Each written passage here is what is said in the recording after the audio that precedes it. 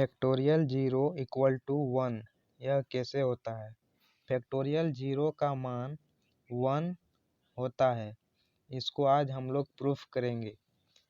Student के मन में डाउट क्रिएट तब हो जाता है जब उसे पता चलता है कि फैक्टोरियल 0 का मान भी 1 होता है और फैक्टोरियल 1 का मान भी 1 होता है।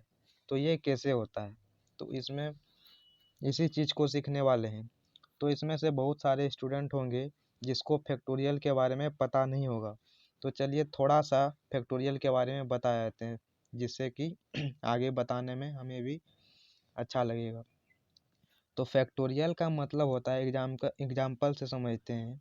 जैसे अगर 5 फैक्टोरियल है तो इसको हम लिख सकते हैं 5 into 4 into 3 into 2 into 1। Factorial 5 का मीनिंग होता है कि 5 इंटू 4 इंटू 3 इंटू 2 इंटू 1। और इसको अगर मल्टीप्लाई करेंगे तो इसको मल्टीप्लाई करने के बाद हमारा आ जाता है 120। ठीक, सेम एक और देख लेते हैं थोड़ा सा। फैक्टोरियल 3, फैक्टोरियल 3 का मतलब हुआ 3 इंटू 2 इंटू 1। और इसका मान अगर हम मल्टीप्लाई करते हैं 3 2 1 से तो ये हमारा 6 हो जाता है।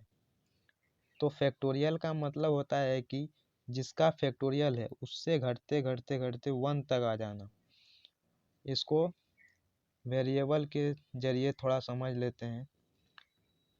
जैसे फैक्टोरियल n हमारा है तो इसका मतलब हुआ n इंटू n माइनस 1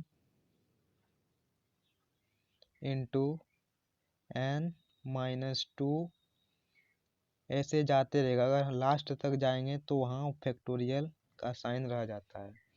तो अब चलते हैं, हम लोग का जो प्रश्न है फैक्टोरियल 0 बराबर 1 कैसे होता है। तो चलिए उसी के बारे में बात करते हैं। हम जानते हैं कि फैक्टोरियल n को हम लिख सकते हैं n इंटू n माइनस 1 का फैक्टोरियल। और इसी को हम ऐसे भी लिख सकते हैं कि n माइनस 1 का factorial equal two factorial n बटे n। अब यदि हम लोग n का मान 1 रख लेते हैं तो चलिए देखते हैं क्या होता है।